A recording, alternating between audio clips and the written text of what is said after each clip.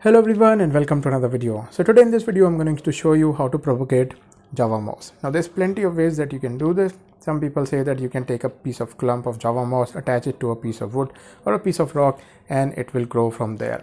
You can also take a clump, float it in your tank and it will start revolving around and eventually start growing new strands. I've tried all those methods, but I'm going to show you the method that has given me most success almost all the time. So for this container, for this method we will need a small container. I'm using this small plastic 5-liter container. Got some Java moss, and the other thing that we will need is a little bit of aquarium substrate. So I've got some aquarium substrate. As you can see, this is very little amount and we're not going to be using all of it. We only need probably less than half of it, so we don't need a lot of aquarium substrate. The one that I'm using is granular. You don't need to wash this one. As you can see, it's completely polished. It doesn't make your water cloudy or dirty. So these are all the things that we need. I've got a small 5-watt bulb in there. You can also go with 3-watt bulb and that should work as well. So what we are going to be doing is basically we are going to be taking a small clump of Java moss, put it in the container, and we will weigh this Java moss down with a little bit of substrate. We will sprinkle down a little bit of substrate on top of the Java moss, just for the Java moss to stay down, and we will gently fill this up with water, and then Java moss should start growing. Now let's talk about lighting. Java moss does like a lot of light, contrary to some of the information that you will find online. Java moss does like light. It can tolerate wide range of temperature. I have kept Java moss even at 38 degrees Celsius and it didn't die. Although I had a little bit of algae problem at that temperature, but Java moss also grew at that temperature without any problem. So good amount of lighting, constant water changes. Water changes is very important when you're keeping Java moss and if you want your Java moss to grow quickly. So there is that. So without any further delay, let me just show you what I do in this setup. Alright guys, so I'm going to take a small clump of Java moss from the container. Got some Java moss here. I'm going to put this down and I'm going to open it up as much as possible, and that looks fine. I'm going to take a couple of more clumps of Java moss and I try to spread them as much as possible. And finally, we've got this section here. I'm going to spread this a little more. Now if I start filling this up with water, the Java moss will start floating up. To weigh this down, that's where we will use a little bit of aquarium soil. So I'm going to take a little bit in my hand. I'm going to sprinkle this soil on top of the Java moss. I'm not being any meticulous about it. I'm just simply dropping a little bit on every clump that we just added, so that once we start filling this up with water, we have most of the Java moss staying down at the bottom. And because we're using aquarium soil, this will also reduce the pH of the water a little bit, further helping the Java moss to grow a little quickly. I think this spot looks a little empty, so I'm going to add a little bit of Java moss there and then we will fill this up with water. Alright, so I've added a little clump of Java moss there.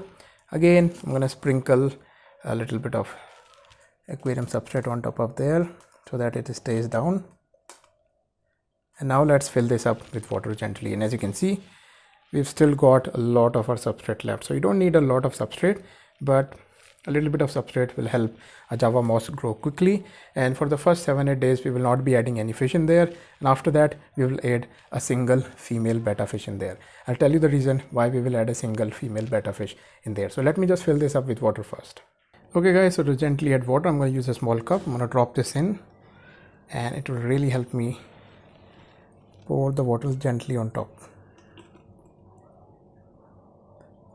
making sure that none of the Java moss floats up,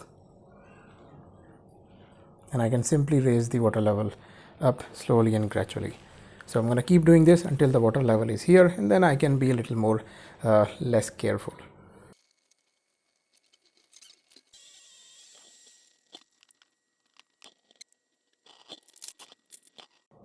Alright guys, so as you can see, the tank is almost half filled with water. Now let's talk about water changes. So water changes, I will be doing water changes daily. I will be taking 1 cup of water from this container and adding a fresh cup of water back in this container. That's my water change routine.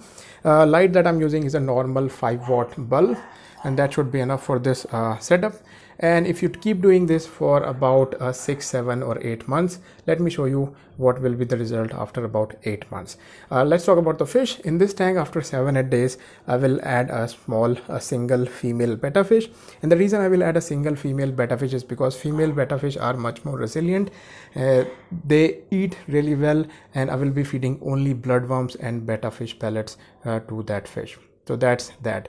The reason we are using a betta fish is because they create very less amount of waste compared to any other small fish that you can buy in the market. So betta fish is the least polluting fish, and it's very peaceful if you keep it alone. So single betta fish is what I'm going to be adding in there after about 7-8 days. So there is that. Now let me show you what kind of results you can expect with this method after about 7-8 months.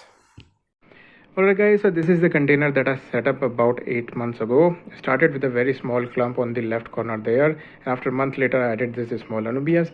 As you can see, in after 8 months it has grown quite a bit now. I started with a very small clump, and I set this container exactly the same way that I've just shown you. I started with a very small clump on the left side and weighed it down with a little bit of substrate, and I wanted to see whether the java moss will grow up to the top or not. And if I lift the lid from there, you should be able to see that one of the strands has already reached the top there, and you can see most of the strands are about to reach the top. After about 3-4 months, I started seeing some signs of deficiency in the anubias. So on the internet, people recommended that I should add a little bit of potassium and iron. I did that, and that's when I started doing less water changes, and that's why you'll see some of the algae there. And once, although even with the deficiency in the anubias, java moss did not show any signs of deficiency. It kept growing with the same speed, and once it started really growing, you can see that all the algae on the walls has already died. There is no green algae in this tank at the moment. And here you can see the small male betta fish. He's still small, has a lot to grow still, but as you can see, it's doing really well. And I've got a lot of java moss compared to what I started with. I started with a very small clump this size, and it has grown quite a bit now since then. So you can see there. So I think I'm going to cut this java moss now, and I'm going to use a scissor, and I can use the java moss to start another container or set any other tank up. So there is that. And finally, here is an update of the container that we set up in this video. So I'm recording this part after 2 months of setting this container up. As you can see, in after 2 months, the java moss has grown quite a bit now. Now I used bigger clumps. If you were to cut the clumps into smaller pieces, you will get much dense java moss and much more strands than I have here. As you can see, the java moss was literally here, but as you can see, a lot of strands have grown up since then. So this is an update after 2 months. Unfortunately, I wasn't able to add a small female betta fish in there because I wanted to add a heater in there, and when I looked in the market, small heaters were all sold out. Because this is winter season, it's very unlikely that I will find another heater in the market soon. So as soon as I am able to find a small heater, I will add a small female betta fish in there as well. But anyways, this video was about the java moss, and hopefully you will have an idea or one such way of propagating java moss. And as you can see, the java moss that you see in there is absolutely clean and without any algae. So there we go. This was my video, or one method of how to propagate java moss. I hope you find this video helpful. Thanks for watching, and I will see you guys in my next video. Bye bye.